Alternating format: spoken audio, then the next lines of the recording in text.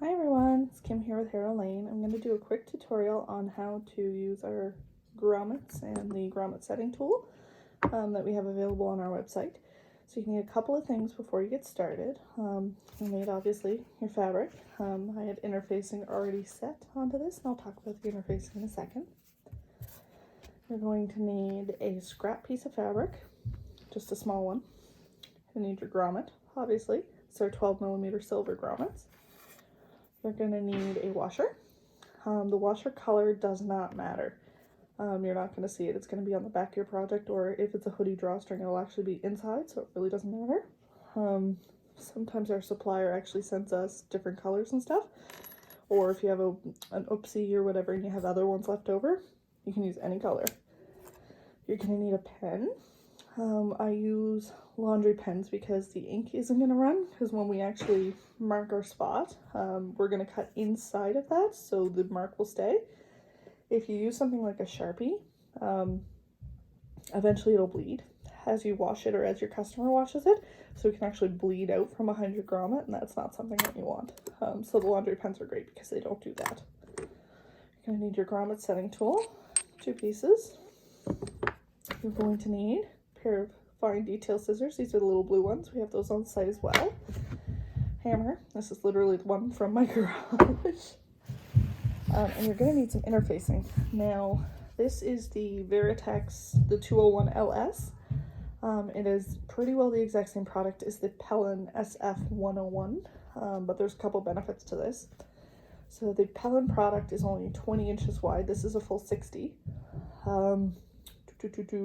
It's a Canadian product, and the biggest benefit, the one that I like the most, well, you're actually getting about 50% more for free in the pricing on this, so that's really awesome. If you get, a half meter of this, it's going to last you a long time. The other thing is that you don't need steam to set this product, so it's just a lightweight fusible. But you can use it with just straight heat. So if you're setting on something like a satin or, a wool or something that could potentially stain, depending on how much steam you're adding, you can actually stain the front of the material. So with this, where you can just use straight heat, that's not a problem.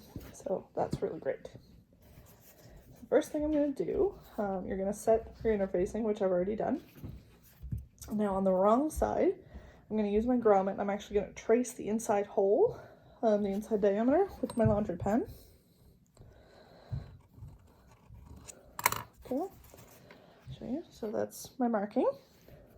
I'm going to take my little detail scissors, and I like to start mine like this. Just fold it in half and cut out a little chunk. So you're left with that. It makes it nice and easy to just get your scissors in. So you want to cut on the inside diameter, right? So we want it to be a little tiny bit smaller than our marking. Perfect. There we go. So that's my hole. So there are tools, there is a punch tool that you can use that you can actually just set it on and you can just punch it. But the problem with those is that you can't sharpen them. So once they're dull, or I haven't found anybody that was willing to sharpen them. You might be able to do it yourself with a hand file, but it doesn't work that well. So it just becomes a disposable product, whereas something like this should last you a long time. You're going to end up replacing your punch over and over again, which is just not what you want to be doing. So then on the right side of your fabric, you're going to take your grommet and you're going to push it through so that it's setting like this. So it sits like that, and that's your back side. So poking through. You're going to take your washer and you're going to set it right on top, okay? Now, you're going to take your collar, pop it there. You're going to take your scrap fabric, set it on top of your collar. This is to protect the finish on the front of your grommet. Silver ones, you're not going to have a problem with that, and most you won't. But especially ones like bronze or gunmetal, you can kind of run into, they will actually destroy the finish on it by doing this. So we're going to protect it with our little scrap of fabric. I'm going to sit this with a little grommet sandwich, so it's seated right on top of that. Okay, I'm going to take my setting tool, pop it on, I'm going to hold it like that, and now I'm going to tap the back with a hammer. So sorry, this is going to be loud.